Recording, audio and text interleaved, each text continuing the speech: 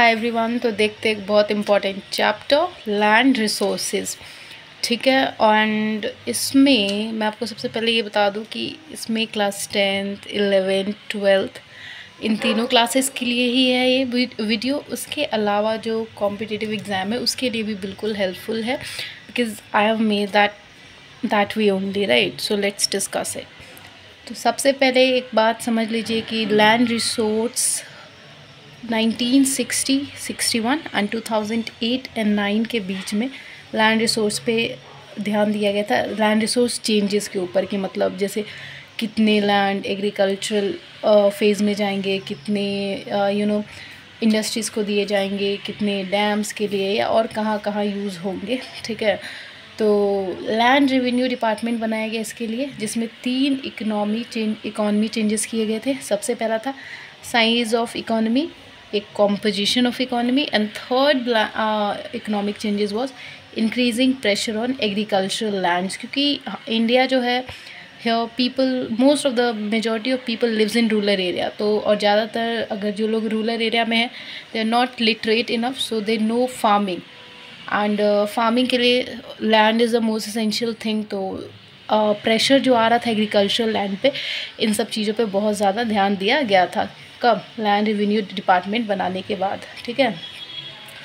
और बात करें तो अगर हम देखें कि कुछ एरियाज़ को जो है ना बढ़ाया गया था कुछ पार्ट में, और कुछ पार्ट में एरियाज़ को घटाया गया था। कहने का मतलब है जैसे मान लीजिए एग्रीकल्चर हो गया, फॉरेस्ट हो गया, सोन एरिया हो गया, या आपका फेलो एरिया हो गया, वेस्टलैंड हो गया। इन सब में जहाँ जहाँ ज़रूरत के हिसाब से गवर्नमेंट ने अपने अकॉर्डिंग, अपनी समझ से, जहाँ पे ज़रूरत थी वहाँ पे लैंड ज़्यादा दिया। उस आप कह सकते हैं, क्या कह सकते हैं, जैसे मान लीजिए जो एग्रीकल्चरल लोगों को ज़्यादा थोड़ा दे दिया, जो बैर एंड वेस्टलैंड था, बैर एंड वेस्टलैंड, वहाँ पे थोड़ा कम कर दिया। तो देखते हैं कि आखिर कहाँ पे लैंड यूज़ बढ़ा था एंड कहाँ पे लैंड यूज़ घटा था।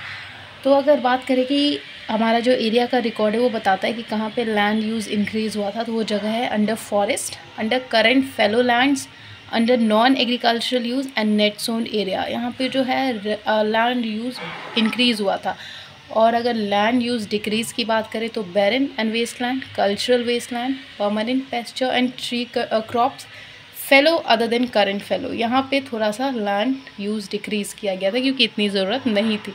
सबसे मेन तो लैंड यूज़ होता है आपका एग्रीकल्चर के लिए for a country like ours India, क्योंकि जहाँ पे मेजॉरिटी ऑफ लोग गांव में रह रहे हैं, लिटरेसी नहीं है, and people they only know farming, तो वहाँ पे तो land is the most essential thing, right. So government put emphasis on that. And fibre crops की अगर बात करें तो जैसे कॉटन होता है आपका, स्टेपल और लॉन्ग, 2 तरीके का होता है। तो स्टेपल कॉटन हमारे इंडिया में पाया जाता है, और लॉन्ग कॉटन कहाँ पे पाया जाता है?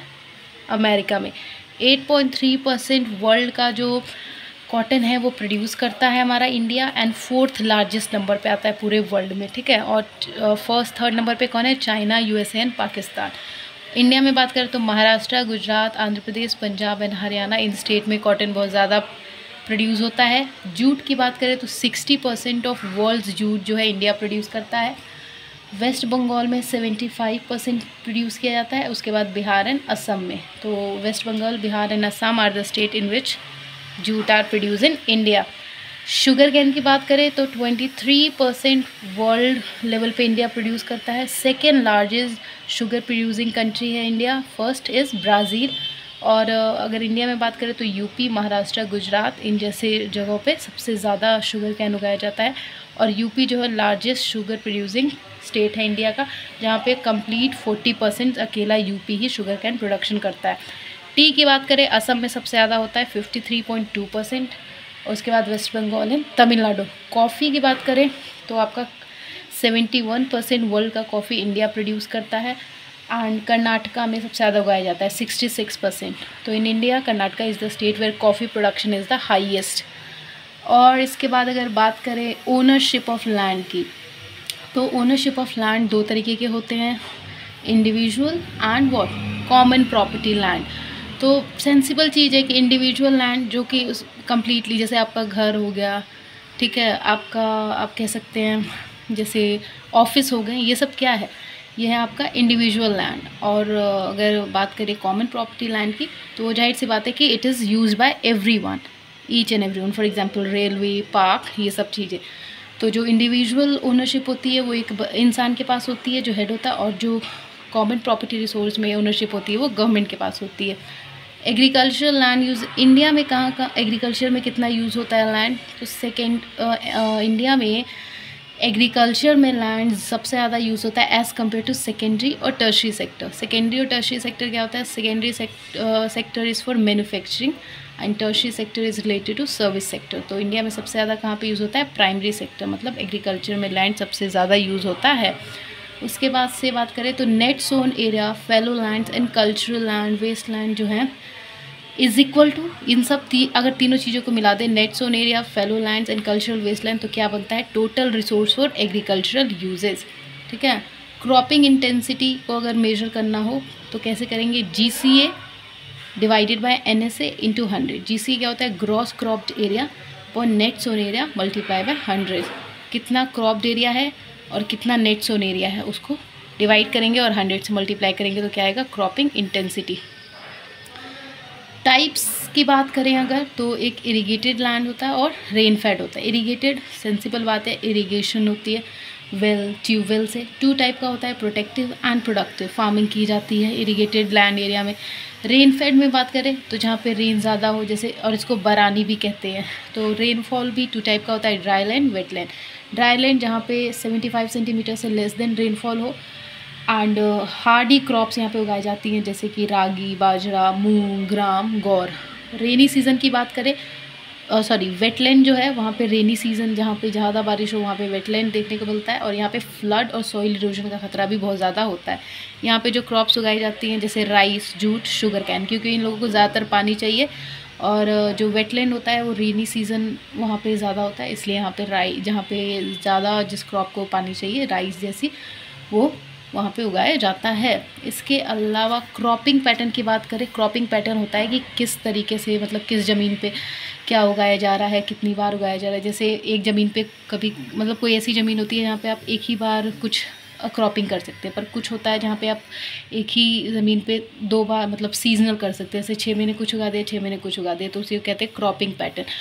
क्रॉपिंग पैटर्न की अगर बात करें तो फूड ग्रेन जो है 2/3 एरिया ले लेता है आपका अनाज वगैरह उगाने में। सीरियल्स की बात करें तो 3rd जो है आता है हमारा India, 1st is China, 2nd is USA serial उगाने में पूरे वर्ल्ड में। 11% ऑफ वर्ल्ड्स, इंडिया जो है 11% कंट्रीब्यूट करता है सीरियल प्रोड्यूस करने में वर्ल्ड में। 54% जो है अकेले किया जाता है, ठीक है, इंडिया के अंदर। तो फिर कहाँ गया? राइस जो है वेस्ट बंगाल, यूपी, पंजाब, इन स्टेट्स में उगाया जाता है इंडिया के। नॉर्थ वेस्टर्न एंड हिमालयाज़ में इसको खरीफ क्रॉप कहा जाता है, और वेस्ट बंगाल में औस, अमन या बोरो। वीट की बात करें तो 12% इंडिया जो है वर्ल्ड लेवल पे उगाता है वीट, 14% एरिया यूज़ करता है, और 85% इंडिया में उगाता है। और उसके बाद से और कहाँ पे वीट उगाता है? Indo Gangetic plain, Malwa, plateau, Himalayan in north and central part of country. इसके अलावा स्टेट्स की बात करें, UP, Punjab, Haryana, Rajasthan, Madhya Pradesh, Bihar and Jammu and Kashmir में वीट सबसे ज़्यादा देखने को मिलता है। कोर्स ग्रेन की बात करें तो ज्वार सबसे ज़्यादा, जिसको शोरगुम भी कहते हैं, 5.3% एरिया यूज़ करता है कोर्स उगाने में इंडिया। महाराष्ट्र लीडिंग प्रोड्यूसर है। सेंट्रल एंड सदर्न स्टेट जो कर्नाटका, MP और आंध्र प्रदेश, इन जगहों पे भी उगाया जाता है कोर्स, क्या, ज्वार। बाजरा जो है 5.2% उगाता है इंडिया। महाराष्ट्र, गुजरात, यूपी, राजस्थान, हरियाणा, इन जैसे स्टेट्स में उगाए जाते हैं। मेज की बात करें तो कोई पर्टिकुलर रीज़न नहीं है, मतलब कोई स्पेसिफिक रीजन नहीं है जहाँ पे मेज ज़्यादा मात्रा में होता हो, कहीं पे भी उगाया जाता है, जैसे MP, Telangana, Karnataka, Rajasthan, UP and north eastern, या और याद रखिएगा except eastern and north eastern, इन स्टेट्स में नहीं उगाया जाता है, ठीक है ना। 3.6% मेज इंडिया उगाता है, हाँ पूरे इंडिया में उगता है, लेकिन eastern and north eastern states में नहीं उगाया जाता है। पल्सेस की बात करें, 11% इंडिया पूरे वर्ल्ड लेवल पे प्रोड्यूस करता है, 20% of world and 20% world level पे प्रोड्यूस करता है, 11% एरिया यूज़ करता है। लेग्यूम क्रॉप्स उगाता है, dry land of Deccan, central plateau and north western part of country, इन जगहों पे पल्सेस इंडिया में उगाए जाते हैं। ग्राम की बात करें 2.8% उगाता है इंडिया। मध्य प्रदेश, उत्तर प्रदेश, महाराष्ट्र, आंध्र प्रदेश, राजस्थान जैसे स्टेट्स में प्रोडक्शन होती है इसकी। तूर दाल जिसको अरहर बोलते हैं, और बिहारी लैंग्वेज में रहर भी बोल देते हैं। तो 2% उगाया जाता है इंडिया में। एंड सेकेंड लार्जेस्ट जो है हमारी कंट्री में ये दाल अरहर की, या रहर कहें या तूर कहें, मतलब अरहर तूर सेम ही दाल है। ये अपनी कंट्री में सेकेंड लार्जेस्ट दाल है जो प्रोड्यूस होती है। और सबसे ज़्यादा स्टेट की बात करें तो महाराष्ट्र में तुअर, अरहर या रहर तीनों सेम ही है, महाराष्ट्र में उगाई जाती है 75%। रेड ग्राम और पिजन पी भी इसको कह देते हैं कुछ एरिया में।